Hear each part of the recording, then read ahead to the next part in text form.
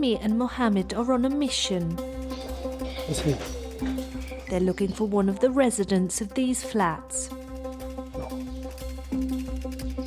No es ella, ¿no? Que como ha venido muy rápido me ha parecido. The property's owner has hired them to get rid of her. Ayer vino, ¿sabes algo? She's not the one we're looking for. We thought she might be the squatter. La chica que estaba dentro. These two men work for a private company, hired to move on difficult tenants, Buenos días. dubbed okupas. The resident behind the door hasn't paid her rent for a year now. You should cooperate, okay? We're a mediation company. For your own good, you should cooperate. There we can see the light through the peephole. There are people looking at us and even filming with their phone.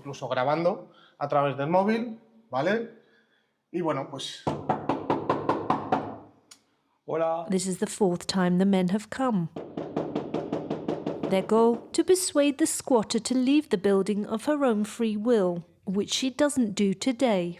We'll have to keep coming back and keep trying. We'll come back at different times, on different days, and well, we'll see if one day we catch them leaving or coming back. Something like that.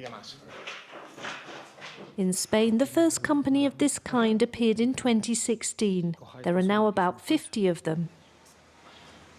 In that period, the number of complaints about illegal squatters has grown from 10,000 to 16,000 a year. Some companies even employ illegal or violent methods, advertising them on their social networks. One of those companies has paid several visits to the home of Isabella and her 9-year-old daughter. I keep thinking that if I'm away for a few hours, someone can come in or suddenly I could find the door open. Like the majority of squatters in Spain, this family is struggling economically. Their landlord, an investment fund, served them limited notice to leave their home in order to sell the flat. Let's do the little bit of English homework you've got left. Isabella says it's impossible for them to move out. There aren't enough state-funded homes and rents are too high. In the last decade, they've doubled in Spain. Whatever I've got, whatever my situation, I do want to pay for this flat. I want to pay the rent. I want to pay utilities. And they never let me. Why did I decide to stay here? Because I don't have another option. I don't have another source of income to be able to find another flat. For more than 5 years, Isabella has fought to keep her home through lengthy court battles. I don't know how this will end. No matter how prepared I am to stand up to them, and despite all the people who support me, in the end, there comes a time when you have to give up. You have to cry. You have to suffer. You can't sleep. You can't eat. It's inevitable.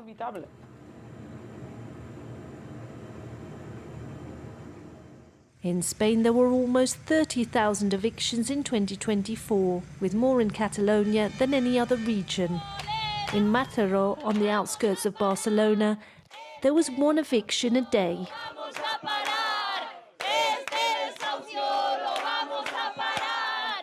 Associations have come together to try to block them. This morning, about 30 neighbours have come, led by Pilar.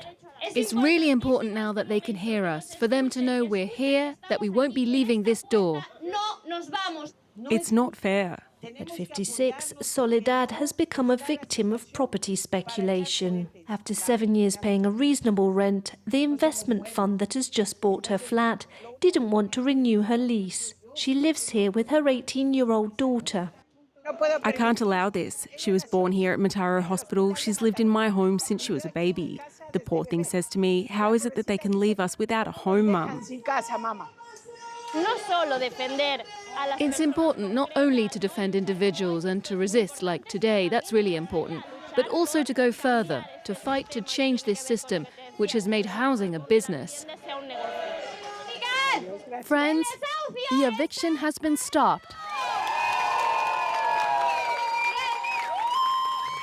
Thank you from the bottom of my heart. Today's support has paid off. But the fight goes on for Soledad. Her eviction is now rescheduled for October.